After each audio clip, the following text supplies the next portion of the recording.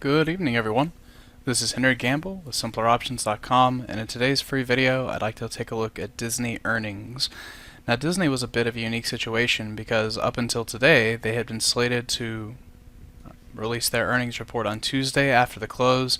They had some personal family issues with some of their board members. Long story short, they pushed the earnings forward to reporting on Tuesday prior to the open as opposed to after the close.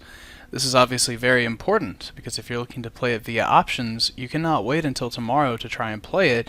You have to put that trade on before the announcement to try and take advantage of the high implied volatility, and of course to also be in position when the move happens. So a couple of things that you can look at in these strategies. I always like to check and see, are there any squeezes behind us in these moves or signals that tell us that we may have a bigger than expected move? In the case of the weekly chart, we do not. And then if we drop down to the daily, and if you really wanted to be particular about it, you might be able to argue that the squeeze is still in play, as it only had one day of lost momentum. But generally speaking, I would say that that's kind of come to the end of its road, because you saw the push essentially into the report, and I think it's just hard to vouch for the power of a squeeze to unfold when you've already had this move.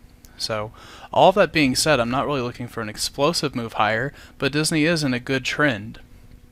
As we take a look at our technical levels, we do have a voodoo line here at about 110, which is an area that we might vouch for support. But the two main strategies that I kind of keep in the back of my mind, or just two that you can have very quickly to say, okay, hey, this report has changed, I need to come over here and have some strategies ready to deploy. The first two that stood out to me were a put credit spread and then a butterfly. Now, how do you decide which of these trades is the one that you want to put on? Well, it really all comes back to risk and what you are looking for in a given trade. So the two ways that I've done this, if we go ahead and uncheck all of these, we want to only look at our current positions, and the main two trades that I see here, the first of which is selling the put credit spread, and we can also look at this where I've actually executed the trades to get a pretty good feel for it as well. And these are the two ways that I'm looking at this trade. So the first that I discussed was a put credit spread. In this case, I sold the 112 put and bought the 109 as protection. In this particular trade, I am directionally biased, and this is what you see in delta. So I am looking for this to have a vol crush. That's the main reason I'm trying to take advantage of the trade. Ideally, the underlying moves higher. I sold that a little bit in the money to help my risk reward, but one of the things that we've seen a lot from earnings during this past quarter is situations where you just kind of have lackluster replies, and I think that's something that you might be able to see from Disney as well. So instead of taking the directionally biased put credit spread where we're risking, essentially you're risking one to make one with the $3 wide put credit spread, what other types of strategies might be accommodating here?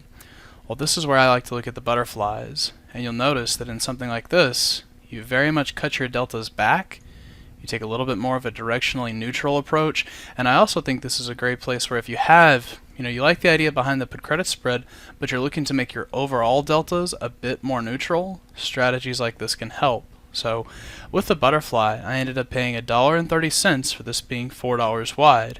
This gives me a little bit less risk for each contract that I trade and a better profitability, or a better zone of profitability, and an area where if it can hover anywhere near that voodoo line, a place where the spread can really max itself out. If we look at this back in the Analyze tab once again, you can see we'll look at the put credit spread and look at the risk profile that that gives you. Obviously, just a much more aggressive, directionally biased trade. But then we tack on the butterfly to complement this, kind of making our strategy overall a bit more neutral. Then I always like to look at my break-even prices on the day of expiration, should I have to hold that all the way into Friday. And that just shows me that if Disney will trade anywhere at or above 109.45, that's where I break even. To the plus side, I have no risk because of the combination of the two, and then if we end up anywhere neutral inside this range, that's where the strategy will really do best for me. So if you're used to directional trading and looking at things like that, I think adding a neutral aspect to your setups can go a long way. This is something that Don is very skilled in, and a webinar that he's going to be doing tomorrow night. So Tuesday, May 5th, 8 p.m. Eastern Time. and he'll just be discussing a lot more strategies like this, a little bit more complex, but where you get into situations and you say, okay, this is the spread I have on, how can I neutralize my delta a little bit, still take advantage of the passage of time, and above all, keep risk control while I do that. So if you're interested in this type of stuff, I think Don's an excellent guy to learn it from. Hopefully you guys find it helpful, and we will see you at the next free video.